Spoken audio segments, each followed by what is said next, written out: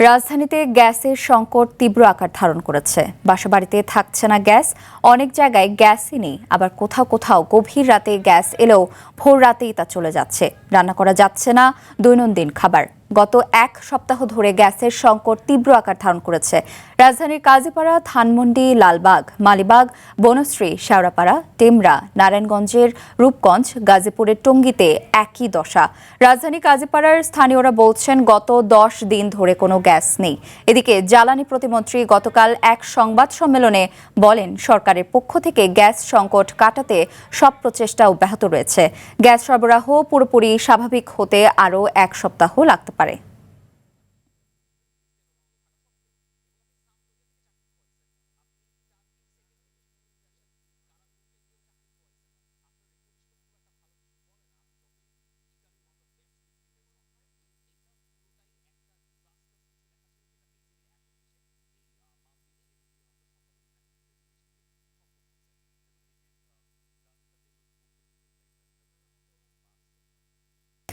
Gas সংকটের বিষয়ে আরো জানাতে রাজধানীর কাজীপাড়া থেকে যুক্ত হচ্ছেন সহকর্মী ওয়ালিদ সিদ্দিকী।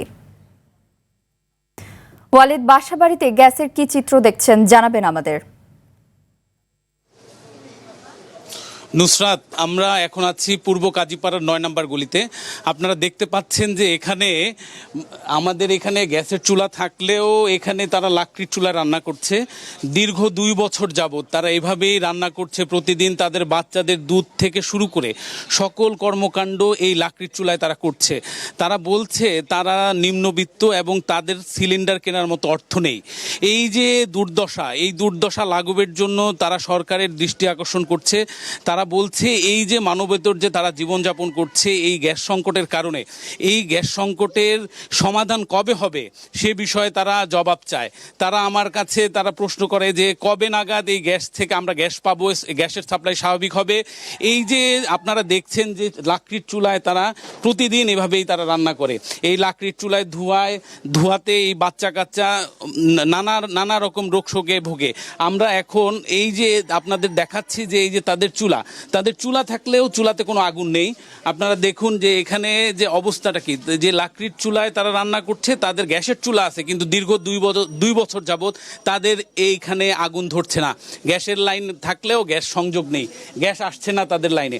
এখন আমরা এখানে দেখাচ্ছি যে এই যে তাদের মানবতার জীবন, আমরা এখন কথা বলবো এখানে স্থানীয় বাসিন্দাদের সাথে। কতদিন যাবৎ আপনি গ্যাস পাচ্ছেন না, আসলে সমস্যাটা? আমাদের এখানে 2 বছর ধরে গ্যাস নাই। তো আগে একটু আসতো, এখন মোটে আসেই না। তো রান্না বাড়ি করে খাইতে পারি না, বাচ্চাদেরকে রান্না করে খাওয়াইতে পারি না। বাচ্চারা খিদার জন্য অনেক কান্না করে, কিন্তু আমরা দিতে পারি না। লাড়কি টুকাই আইন না আমরা রান্না করি, এই বাসাতে 2টা লাড়কি আইন না, লাড়কি চুলা ধরে রান্না করি।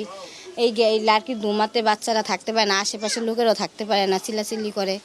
আর যাদের সব আছে তারা তো সিলিন্ডার গ্যাস আনে, আমাদের তো আর নাই। আমরা দিন আনি দিন খাই, আমরা তো আর সিলিন্ডার আনি না। 2000 টাকা দেওয়া আমাদের খাওয়া সম্ভব। আপনারা শুনতে পাচ্ছেন যে এই যে অবস্থা, প্রত্যেকটা বাসিন্দাদের একই অভিযোগ, তারা গ্যাস পাচ্ছে না। এই এলাকার আমরা অন্য বাসা বাড়িতেও গিয়েছি, তারা বলছে আগে যদিও গ্যাস ছিল অন্য বাসাতে, কিন্তু 10 দিন যাবত তারা কোনো গ্যাসই পাচ্ছে না।